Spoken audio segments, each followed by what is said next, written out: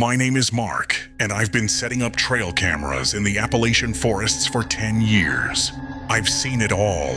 Bears fighting over food, cougars, poachers.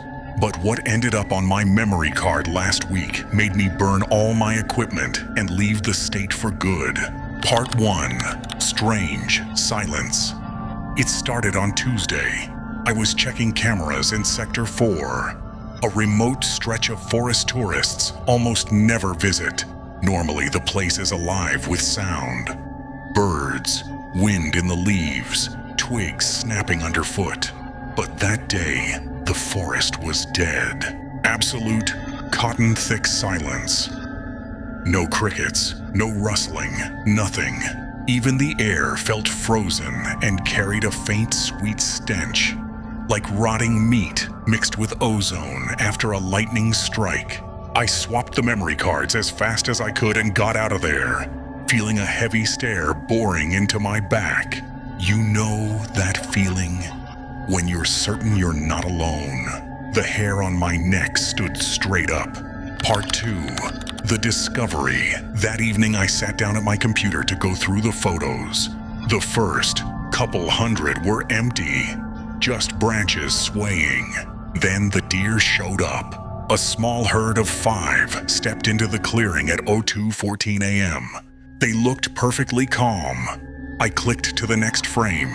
02:15. The deer were still there, but something else had appeared. At the edge of the frame, half hidden behind a thick pine trunk, was a pale blur. I zoomed in. At first, I thought it was a trick of the moonlight.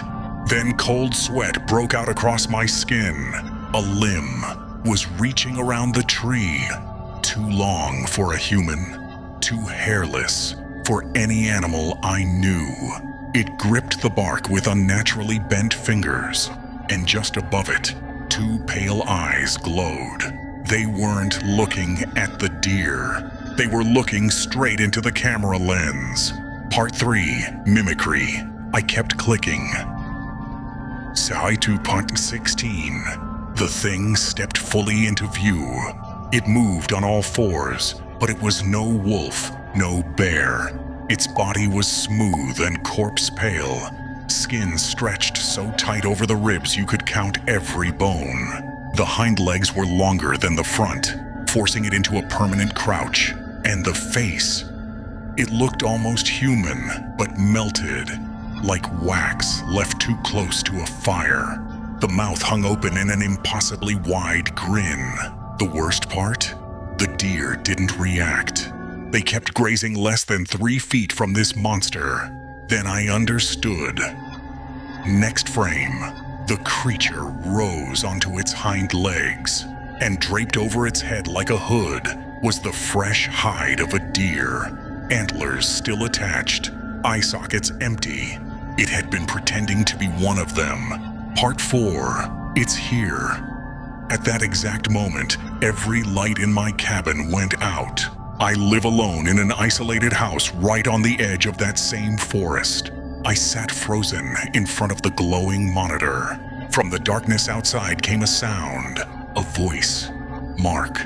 It was my own voice. It sounded like someone had recorded me and played it back through a broken speaker. Warped. Wet. Wrong. Mark, open the door. I'm cold, Mark. I grabbed my rifle, barricaded myself in the bathroom, and locked every lock I had. All night, something circled the house. It didn't walk. It clicked, like hooves on wood. Every now and then, long claws screeched across the siding, and the whole time it spoke. My voice, then my mother's, then my ex-wife's. It was trying them on like keys, hunting for the one that would make me open the door. By morning, everything went quiet. When the sun finally rose, I stepped outside. The mud around the cabin was covered in tracks. Huge handprints with claws, leading straight to my bedroom window. The glass was smeared with something thick and greasy. On the dusty outer sill, written with a single finger, were the words, "I see you. I didn't pack. I got in my truck and drove until the forest was gone from my rearview mirror.